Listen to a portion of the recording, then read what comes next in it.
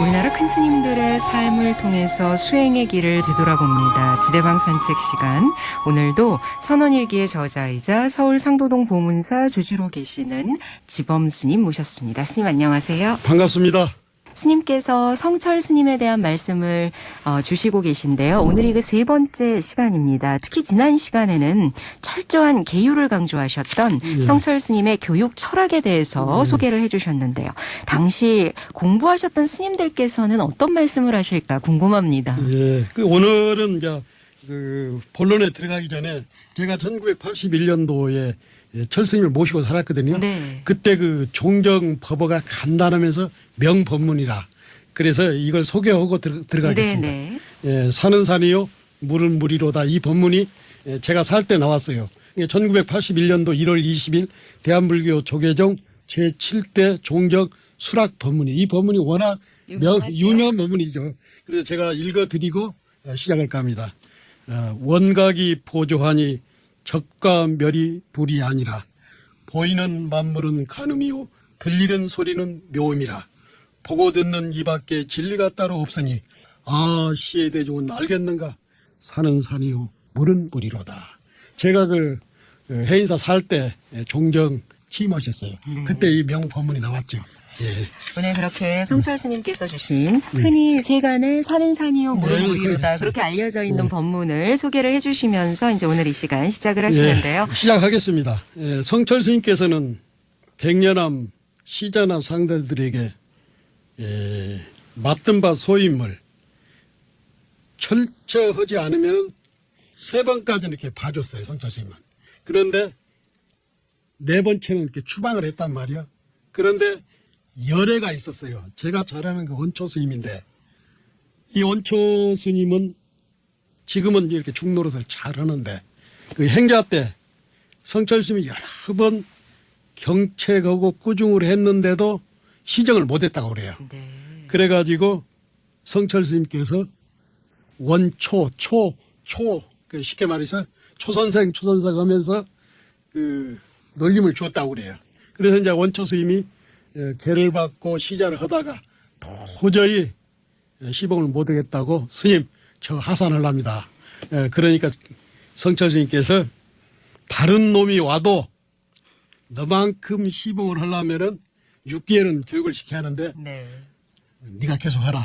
그래가지고 이 원초 스님이 많은 신심을 내고 법당에 가서 절을 하고 이러면서 시봉 마무리를 잘했다고 그래요.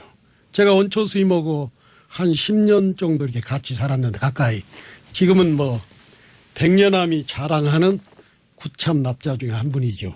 그리고 선방에서도 아주 철저하게 보살을 하고 그래서 성철 스님께서 원초 스님이 덤벙거려도 그 당시 그렇게 안목이 있어가지고 네. 원초는 언젠가는 공부를 잘할 것이다.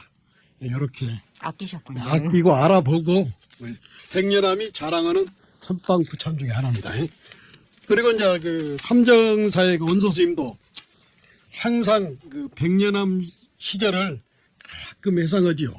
비록 그 당시에는 타율적인 면도 있었지만 바깥 세상과 단절하고 철저히 고독하게 몸을 던졌던 시간들이 수행자 생활을 하는데 중노릇을 하는데 큰 도움이 된다고 여러 번 수례를 하셨어요. 원소 스님께서. 네.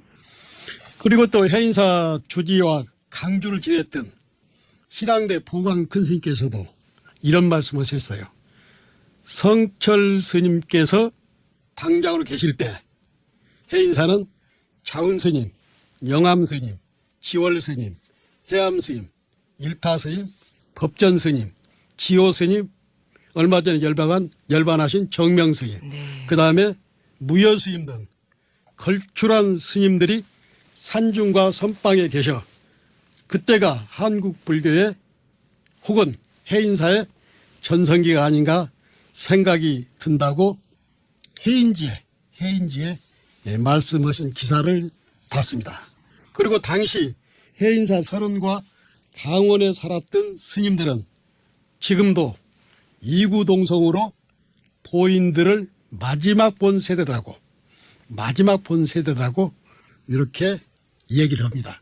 그 아까 처음에 소개한 보광 스님도 제가 해인사 태설당, 선열당에서 한 2년 가까이 강주를 하시다가 올라오셔가지고 네. 그 태설당, 선열당에서 그분이 그 40대인데 저희들은 20대니까 그때 아주 재밌게 살았던 기억이 납니다. 지금은 노스님 됐죠, 노스님. 스님께서 이렇게 쭉 법명을 나열을 해주셨는데요. 이렇게 듣다 보니까 정말 성철 스님 당시에 주변에 대단한 스님들이 많으셨구나. 그렇죠. 새삼스럽네요. 이렇게 따르는 후학들도 있었고 선배들도 있었지만은 가장 신원 스님 세 분이 성철 스님에게 도움도 주었고 서로가 상부상조했어요. 대표적인 스님이 청담 스님인데 청담 스님과 성철 스님은 나이가 10살 차이가 나요. 그래도 이분들이 어디서 만났냐면 수덕사 망공 스님 회상에서 처음 만났는데 만나자마자 절친이 된 거예요. 성격은 대조적인데. 네. 그리고 또 빼놓을 수 없는 스님이 자운 스님이라. 자운 스님은 어디서 성철 스님을 만났냐면 나이가 자운 노 스님께서 한 살이 많아. 그리고 문중으로 따지면 자운 스님께서 성철 스님의 사숙이 돼. 자운 스님은 용성 스님 상자고 성철 스님은 용성 스님 동산 용성 스님의 손수상자예요. 네. 그래서 사숙되는데 이분들이 처음 만난 곳이 금강산 마하연에서 만난 거예요. 그래가지고 두 분이 사실은 해인사를 쭉 이끌었는데 네. 방장 되실 때나 그 다음에 종정에 취임할 때라든가 또 자운 스님이 해인사 주지할 때도 서로가 도움을 주고 받고 큰 힘이 되셨어요. 아, 정말 좋은 인연이셨네요. 그렇죠. 그래서 모든 것을 성철 스님은 자운 스님하고 상의를 했어요. 저희들 살 때도. 그리고 이제 빼놓을 수 없는 분이 묘간음사 향곡 스님. 이분들은 제가 알기로는 봉암사 결사 전에 운부암에서 같이 사셨어요. 그리고 봉암사 결사를 같이 하고. 그러니까 청담 스님, 향곡 스님, 자운 스님은 1947년도 순서는 좀 차이가 나지만은 결사를 같이 했던 분들이라. 그래서 그분들이 이렇게 한국 불교를 리드했는데 향곡 스님께서는 79년도에 돌아가시고 청담 스님께서는 71년도가 2년가 돌아가시고 그 다음에 자운 스님은 성철 스님보다도 한 해 먼저 돌아가셨죠. 그게 세 분, 성철 스님께서 성격이 급하고 어른한테 죄송하지만 개파겠지만은 도반은 많지는 않지만은 아주 수행에 삶에 영향을 끼칠 분 세 분이 아까 처음에 얘기한 향곡 스님, 자운 스님, 청담 스님 그리고 성철 스님이 종정이 됐을 때 이런 말씀을 하셨다고 그래요. 네.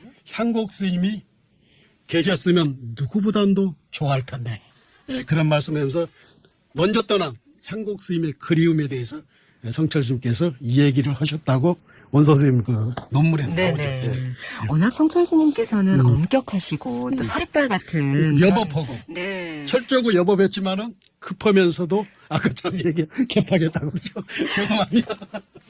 해인사에서 법문하실 때도 굉장히 이제 막 불호령도 내리시고 이렇게 딱 그런 분위기셨다라고 늘 말씀을 하시던데요. 그렇죠. 뭐 저는 뭐 한 5년 가까이를 철 스님을 직접 모시고 살았고 제가 살 때 80년도 초만 해도 성철 스님이 건강하셨습니다. 네. 그래가지고 백년하면서 한 달에 2번 정도 이게 내려오시죠. 그래가지고 상담 법문을 하시고 또 모든 때는 오셔가지고 선언이나 강원에 갑자기 들여닥쳐가지고 불시 점검하셨군요. 불시 점검을 하죠. 근데 가장 잠자는 사람들을 아주 싫어했어요. 네. 그리고 성철 스님 오셔가지고 용맹정진이나 이렇게 가행정 때 오셔가지고 졸지마. 이렇게 하고 지나만 가도 그 여운이 얼마나 법력이 있나고 그 여운이 보름까지 갔어요. 그러면 그 여운이 힘이 떨어지면 다시 내려오셔요. 그래서 성철 스님은 임재정 계통의 선사 지도 방법으로 활과 방을 쓰셨고 네. 경책은 거칠고 험준했지만 이면에는 선사들을 매우 아끼는 자비심이 충만했어요. 그래서 해인사 방장하실 때 네. 성철 스님께서는 해인사 주지야 모든 소임자에게 선방수자들이 방에 똥을 싸고 뒹굴어도 허물을 보지 말고 잘 외우라고 당부했어요. 그 당시는 해인사 선방의 방부만 들이면은 문중이나 이런 게 관계없이 해인사에서 주인 노릇을 한 거라. 어떤 스님이건 해인 강원이나 해는선 그만큼 성철 스님이 공부하는 선사들이라든가 학인들을 사랑하고 좋아했어요. 거칠고 그랬지만은 자비심이 굉장히 많으셨어요. 그리고 성철 스님께서는 큰절이나 선언에 다녀오셔서는 늘 시자들한테 흐뭇하게 하셨다고 그래요. 그러면서 이런 말씀하셨어요.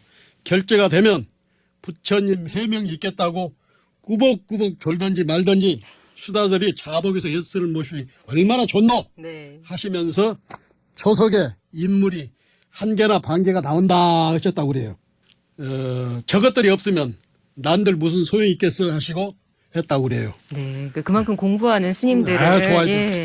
특히나 지난 시간 백년암 상좌 스님들이 지켜야 할 생활 지침에 대해서도 잠깐 말씀을 주셨지만 해인사 수자 스님들이 지켜야 할 5개가 있었다면서요. 그러냐 수자 5개라고 해서 이것은 너무 많이 알려졌는데 그냥 빨리 지나가겠습니다. 네. 4시간 이상 자지 말 것, 잡담하지 말라, 정진 중 책 보지 말라, 포식 말고 간식하지 말라, 돌아다니지 말라. 그런데 성철 스님이 법문 중에 이런 말씀하셨어요.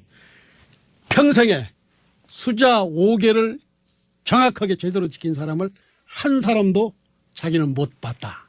그리고 수자 5개를 지켜서 공부가 안 된다 하면 내가 방장을 내놓겠다.